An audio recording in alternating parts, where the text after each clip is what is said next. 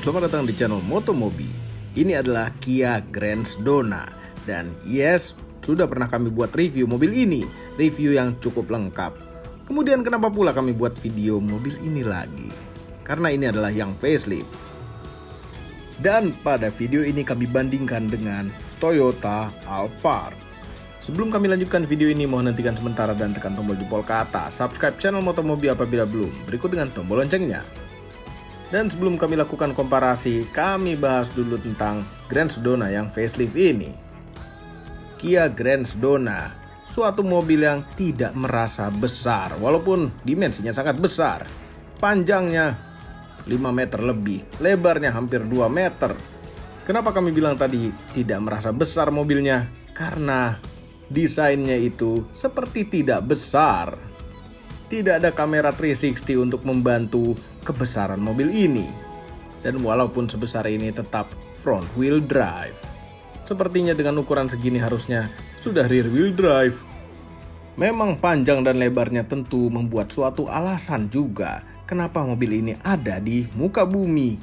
Karena ruangan di dalamnya yang luas.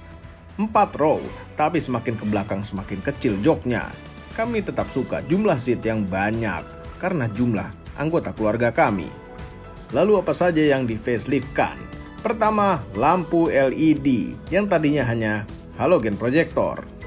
Grillnya baru dan ini sudah ketiga. Pertama seperti ini, kedua seperti ini, dan ini adalah yang ketiga.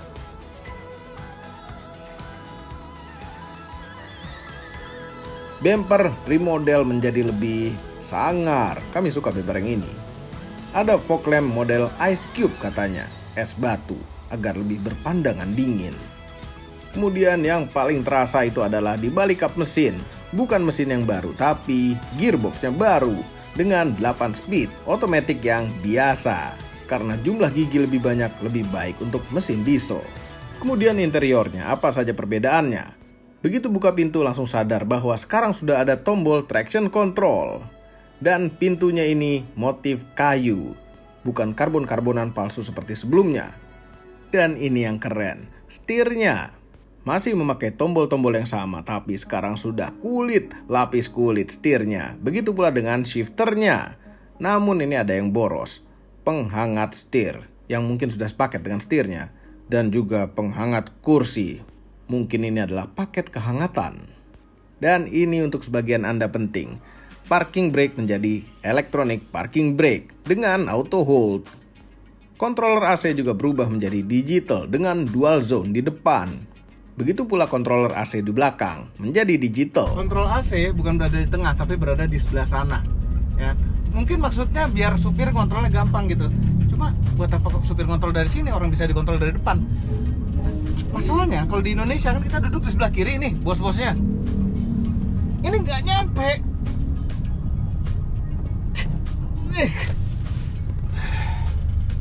Heran. Beberapa perubahan faceliftnya seperti mendengarkan apa saran-saran kami pada video review kami yang dulu. Kami senang seperti didengar. Kemudian saatnya kami bandingkan dengan MPV mewah paling populer di Indonesia.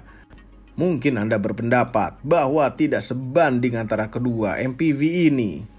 Ya, ini kami lakukan karena Alphard generasi ketiga bekas sebelum facelift ini harganya sudah mepet-mepet harga barunya Grandzdona. Yang kedua, kami gemas karena Alphard itu sama sekali tidak ada lawan dan tidak ada yang berani melawan. Nissan Elgrand saja sudah tenggelam sekarang. Sampai-sampai dibuat lawannya sendiri, yaitu Toyota Velfire. Tapi kalau dibandingkan dengan Alphard yang baru, Grandzdona ini murah. Karena harganya setengahnya lebih, bisa melawan. Kita mulai perbandingannya. Pertama, kekerenan. Walaupun MPV, tapi MPV juga butuh keren. Tapi ini Indonesia. Merek juga menentukan kekerenan. Bicara soal kekerenan, tentu Alphard sudah tertanam dalam otak kita dari dulu bahwa suatu mobil MPV yang keren. Sedangkan Grandzdona merupakan wajah baru yang sebenarnya menurut kami not bad at all. Antara kedua ini, kalau kami milih mana ya kerennya? Iya, ini sih. Tapi ini pertama kali keluar kami tidak suka melihat ini loh, kayak predator sekali. Kalau ini tuh, ini proper gitu mobil. proper bentuknya. Ini roti tawar, yang ini tidak terlalu roti tawar. Kemudian dimensi. Apabila butuh mobil yang besar, maka secara luas bidang yang bisa dipakai lebih luas Grand Sedona. Nah, dimensi sama-sama gemuk dan besar. Namun, kalau Alphard itu sebenarnya panjangnya tidak sampai 5 meter. Sedangkan Grand Sedona panjang sekali, tidak main-main. Ya, apabila garasi Anda pas-pasan, lebih baik punya Alphard lah. Tapi kalau garasi Anda lebih, Grand Sedona. Kemudian mesinnya. Kedua mobil ini membutuhkan bahan bakar yang berbeda. Anda pilih yang mana? Mesin Toyota Alphard yang ngumpet ini, dia selalu ngumpet karena dia pakai platform sama dengan Camry, jadi agak ke bawah. Ini menghasilkan tenaga 178 horsepower dan torsinya 234 Nm. Angkanya oke, tapi biasa saja. Ini tersambung ke gearbox CVT yang kemudian menyalurkan tenaganya ke roda depan. Kami tidak suka CVT, tapi CVT itu bagus sekali untuk kehematan. Kemudian Kia Grand Sedona. Grand Sedona ini dengan diesel tentunya, pakai turbo 2200 cc. Ini menghasilkan tenaga 270 horsepower dengan torsi maksimal 440 Nm. Yes, kuat, bertenaga sekali. Nyambung ke gearbox yang baru di facelift ini, 8 speed. Kemudian menyalurkan tenaga ke roda depan. Kenapa speednya banyak-banyak seperti itu? Kenapa giginya banyak? Karena ini mesin diesel yang power bandnya lebih kecil dibanding dengan mesin bensin. Tapi ini tenaganya luar biasa, enak. Kemudian audionya, depan dan belakang. Kami suka audionya itu ada Apple CarPlay-nya. Ya, walaupun layarnya gedenya biasa-biasa saja, tapi Apple CarPlay ini sangat amat bermanfaat sekali, yang sangat amat luar biasa bermanfaatnya.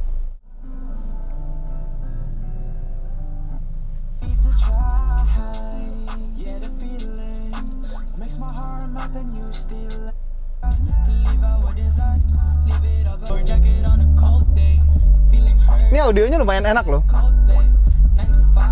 Kemudian kalau kita dengarkan dari belakang,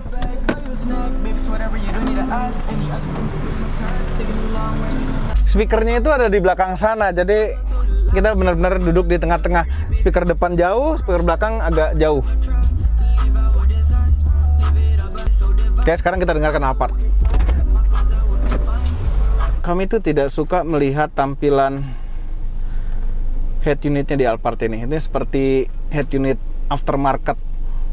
Apa jangan-jangan ini adalah aftermarket? Dan bukan hanya head unitnya, tapi kontrol-kontrol AC-nya ini juga kami tidak suka dengan touch segini. Nggak suka. Oke. Nah, sekarang kita setel lagu yang sama.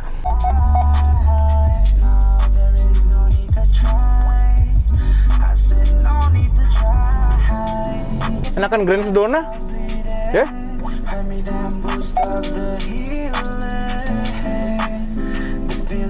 Enakan Grand Sedona.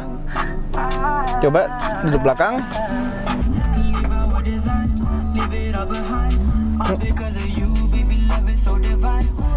Nggak tahu ya, suara audionya itu, posisi speakernya sih udah benar di depan kuping kita kalau di row kedua ini, tidak dari belakang suaranya, tapi tetap suaranya enakan Grand Sedona. Kepraktisan. MPV selalu butuh kepraktisan ekstra. Untuk di Grand Sedona, pegangan untuk nutup pintu itu bisa untuk naruh-naruh sesuatu juga. Di bawahnya ada tempat dan ada kantong pintu besar lagi di bawahnya. Dan nggak terlalu jauh, nggak seperti di Alphard. Ada bottle holder, terus konsol tengah, wireless charging, 2 buah cup holder, ada tempat lagi di sini. Kemudian konsol tengahnya nggak sebesar Alphard, tapi ada tempat kacamatanya di atas sini. Laci ada 2, atas yang kecil, bawah yang besaran.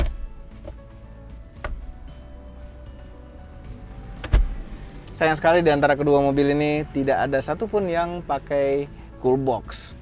Pakai banget cool box padahal di sini. Ya, kepraktisan Alphard itu oke, kami suka ada cup holder pas di depan AC begini. Ini kami suka sekali. Kantong pintu jauh di bawah, terus di tengah ada konsol besar bisa buat naruh handphone, naruh pulpen, ada 2 cup holder lagi, terus ada tempat yang bisa buka kanan kiri begini. Besar sekali isinya ya. Lacinya juga biasa saja besarnya. Kepraktisan di belakang juga biasa saja. di Alphard. Lalu muatan manusia. Jumlah manusia yang diangkut dan kenyamanannya merupakan faktor yang utama pada suatu MPV. Keunggulan Grand Sedona itu juga termasuk kelemahannya. Keunggulannya adalah muat manusia yang sangat amat banyak sekali. 1, 2, 3, 4, 5, 6, 7, 8, 9, 10. Bahkan bisa 11 kalau mau bertiga di belakang. Tapi yang kami bilang tadi ada kelemahannya juga. Di dalam itu adalah tidak ada satupun jok yang senyaman joknya Alphard. Walaupun row keduanya seperti ini. Oh, ini kami suka. Ada tombol pintu di sini, jadi nggak jauh-jauh ke sini untuk nutupnya. Joknya memang mendelep dan enak gitu ya, tapi jauh sekali dengan pilot seat, captain seatnya si Alphard. Jauh sekali. Iya, Alphard. Tuh nggak ada tombol di situ, jadi kurang enak. Tapi joknya itu sangat luar biasa enaknya. Enak sekali. Udah gitu ada leg rest-nya secara elektrik. Ya, ini kontrol elektrik tuh untuk senderan dan untuk leg rest-nya. Luar biasa. Enak sekali, ya. Ada sunroof-nya juga tapi lebih besar. Tapi jumlah muatan manusia pada Alphard itu 1, 2, 3, 4, 5, 6, 7 saja. Tidak seperti di Grand Sedona. Duduk row kedua. Oh, 3. Duduk row ketiganya. Masih enak, masih oke. Dan didesain untuk bertiga karena ada headrest-nya ini. Ada seatbelt 3 titiknya juga untuk penumpang yang duduk di tengah. Tidak seperti di Grand Sedona yang penumpang tengah itu seatbeltnya hanya 2 titik yang tidak auto retract. Ini masih nyaman sekali. Ya, tapi muatan manusianya sedikit.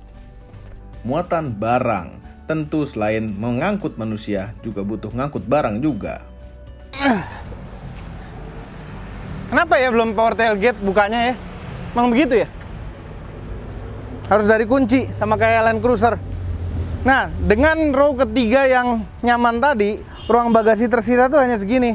Kecil sekali, kecuali kalau mau dimajukan yang akan mengorbankan yang di row ketiga. Begini. Tentu row kedua masih bisa maju juga. Begini. Ya, tapi ya ini muat 1 bag golf lah.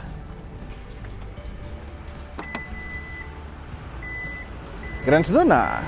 Sekarang Grand Sedona keadaan terkunci, dan apabila kita membawa kuncinya mendekati bagasinya ini, yang kita kurang jauh.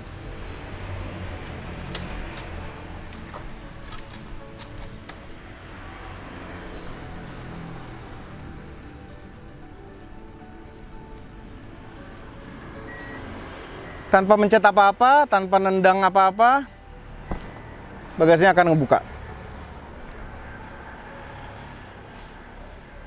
Oke. Dengan konfigurasi seperti Alphard, kelegaan di belakangnya di bagasi segini, ya. 3 stick golf di gini tuh bisa. Belum kalau mau diberdiriin. Lega sekali, luar biasa. Besar sekali bagasinya. Tapi kalau misalnya row ketiga ini kalau row keempat ini dibuka, tidak gampang. Ya.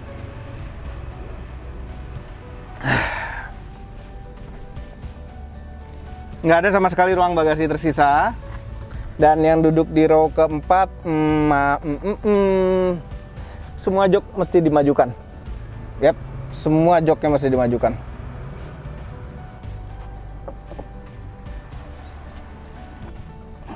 Aduh. Jangan ketarik, jangan.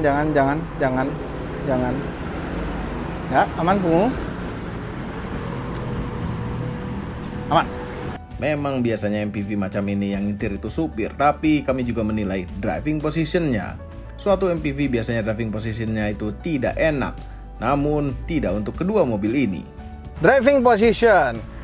Ini electric seat full dengan lumbar support yang tidak bisa diubah-ubah posisinya. Nah, setirnya masih pakai otot tapi bisa teleskoping yang lumayan sangat jauh. Nah, driving position di Grand Sedona lebih seperti driving positionnya mobil yang lebih pipih, lebih pendek.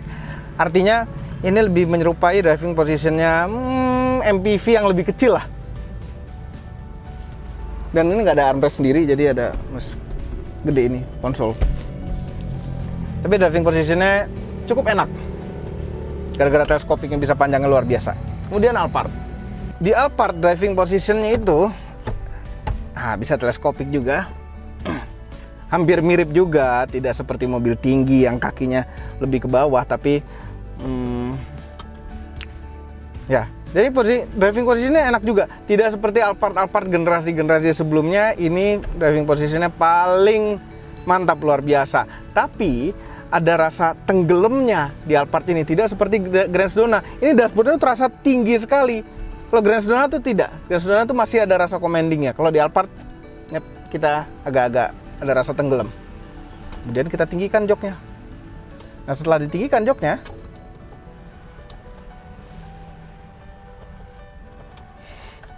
driving position yang enak hilang. Nah, sekarang kita jalan, rasa berkendara kedua mobil ini. Apabila Anda seorang driver, ini penting untuk Anda. Ini Grand Sedona, mobil Korea yang masih lebih junior dibanding dengan Jepang dalam industri ini. Namun rasa nyetirnya sekarang sudah bisa bersaing. Ya, orang Korea tidak hanya pinter bikin drama, tapi sekarang bikin mobil juga udah pinter. Enak loh mobil ini. Tenaganya ngisi, ya karena turbo diesel dengan tenaga besar dan sekarang sudah 8 speed. Kemudian remnya enak, halus dan enak. Nggak ada komplain sama sekali untuk urusan remnya. Padahal ngerem mobil sebesar ini, seberat ini. Kemudian nyamannya, ini suspensinya itu nyaman, benar-benar nyaman. Nyamannya bukan nyaman yang ngayun-ngayun lagi. Ini benar-benar nyaman. Mungkin didukung juga dengan beratnya mobil ini. Nah, radius putarnya luar biasa. Setirnya tuh bisa belok patah sekali, sehingga radius putarnya masih sangat oke untuk mobil yang 5 meter lebih ini. Satu kendala besar nyetir mobil ini tuh adalah besar. Ya, mobilnya besar. Kami ngerasain kemarin ke Bandung, ke Lembang, masuk gang-gang yang lumayan sempit. Itu luar biasa menegangkannya bawa mobil ini. Jadi masalahnya spion itu biasa aja, normal seperti mobil biasa yang di sebelah kanan dan kiri saja gitu, nggak ada lagi di mana-mana lagi. Ya, jadi hanya bisa melihat seperti biasanya mobil normal, sedangkan besarnya mobil ini sama sekali tidak normal. Terutama posisi ban belakang itu ada di mana. Itu agak susah memperkira-kirakannya, dan mobil ini sangat amat lebar sekali. Ada bagian sempit, beberapa mobil di depan kami lewat, mobil ini nyangkut. Ya, mobil ini tuh seperti Anda naik motor Harley di kerumunan motor-motor, di kemacetan motor-motor kecil. Nyangkut terus. Tapi ya, mobil ini memberikan manfaat lebih untuk orang banyak, karena bisa mengangkut orang banyak. Sekarang nyetir Alphard. Nah, mobil ini lebih santai sekali. Diinjek gas, mau maju itu males gitu. Tapi lebih kedap, suara dari luar lebih tidak terdengar. Terus suspensinya lebih empuknya tuh empuk gimana ya? Lebih halus empuknya. Susah menjelaskannya.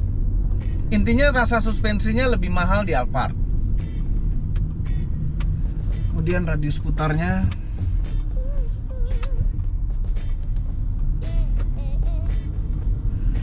sebenarnya beloknya masih lebih patah Grand Sedona, tapi karena wheelbase Alphard itu lebih pendek, pasti lebih menang. Terus rasa remnya lebih sensitif dibanding dengan Grand Sedona. Nah, rasa setirnya lebih enak menurut kami di Alphard. Pertama, setirnya lebih kecil.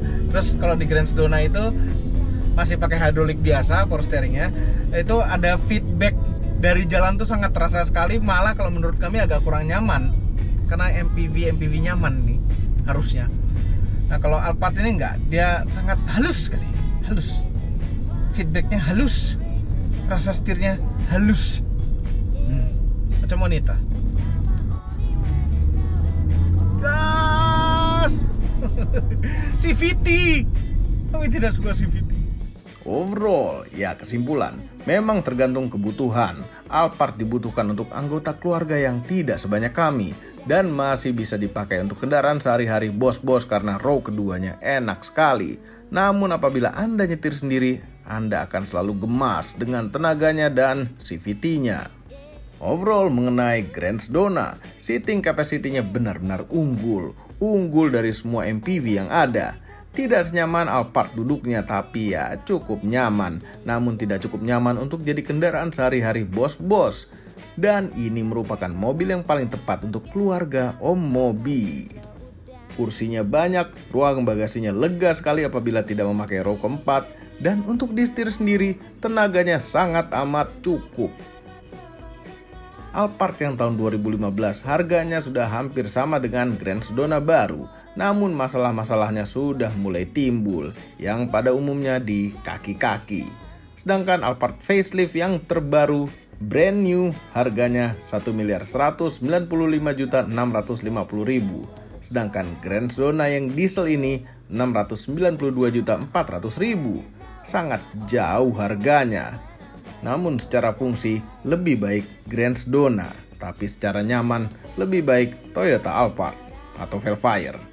Semua ini adalah opini pribadi saya. Kami tim Motomobi tidak dibayar oleh siapapun dan apapun yang terlihat pada video ini. Jangan lupa tekan tombol jempol ke atas dan subscribe channel Motomobi, Omobi, dan Mes Mobi apabila belum, berikut dengan tombol loncengnya. Share video ini melalui sosial media Anda agar seluruh dunia tahu mengenai dua MPV ini. Terima kasih telah menonton.